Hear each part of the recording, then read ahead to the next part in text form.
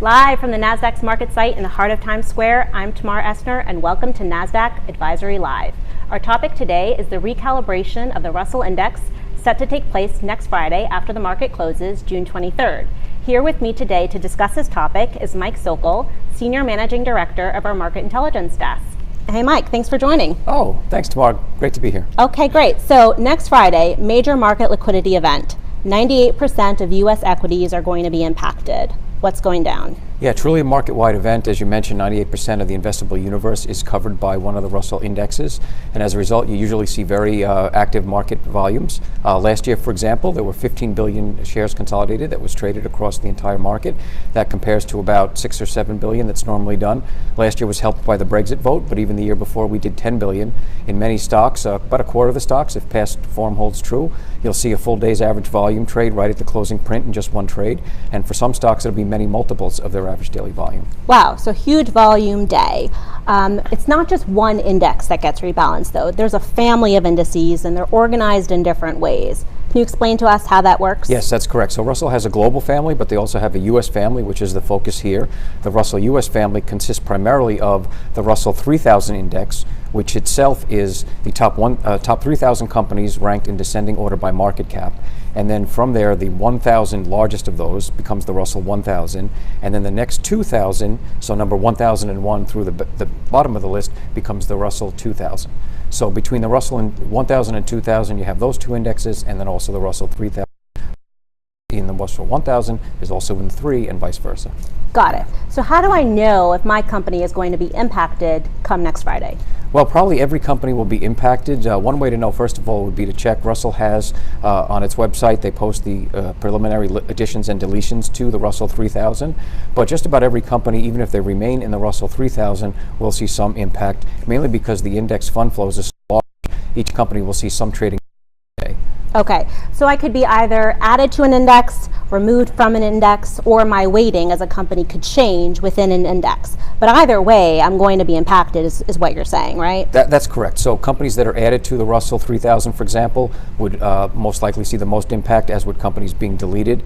There's companies that move from, let's say, the 1,000 to the 1,000 also would see some additional fund flows, but even a company that would stay because of their relative share changes relative to everybody else would see index fund flows. So all of those would create lots of volume come the end of the day. Okay, so this is really a volume event, is what you're saying. What about impact on stock price, or is it just volume? You know, it's mostly volume. It primarily works out because it's a very widely anticipated event and investors know that this is coming.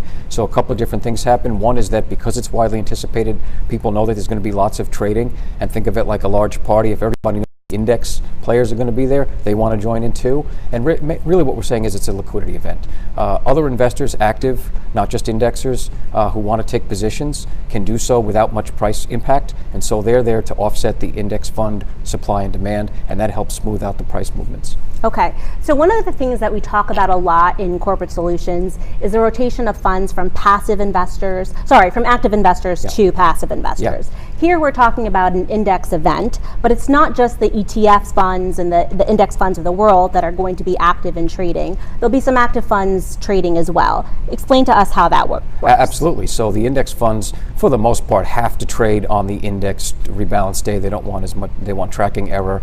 Other kinds of investors will trade in to a small degree leading up into the Russell, but primarily it's on that day. But for example, if you're an active investor and you want to buy a large position, you might find a stock that's being deleted from one of the indexes, and your buy order would interact with a sell order that's coming through an index fund that needs to sell. And so you're able to buy in size without impacting the price. So all of those folks are concentrated right at the end of the day on that Russell Friday on the 23rd next week. So it sounds like there could be some significant changes in equity ownership to certain companies. A great opportunity to call your market intelligence director. Sure, or your corporate solutions advisor. Or your corporate solutions advisory analyst. Totally. And then before we let you go, one quick event that's going to be taking place this coming Friday, quadruple witching. Just quick overview, what is that exactly? Yeah, so you really have two things there. We call it quad witch. It used to be triple witch, which sounds nicer. Quad witch kind of added, but you have a different series of options expirations happening, and so that impacts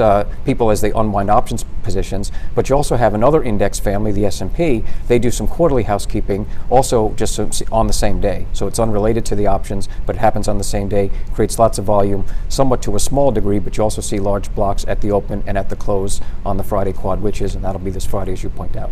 Great stuff. Thanks so much for joining, Mike. Thanks, Tamar. Pleasure. Appreciate it. Okay. For all that great stuff, please see our blog at corporatesolutions.nasdaq.com and stay tuned for our show next week.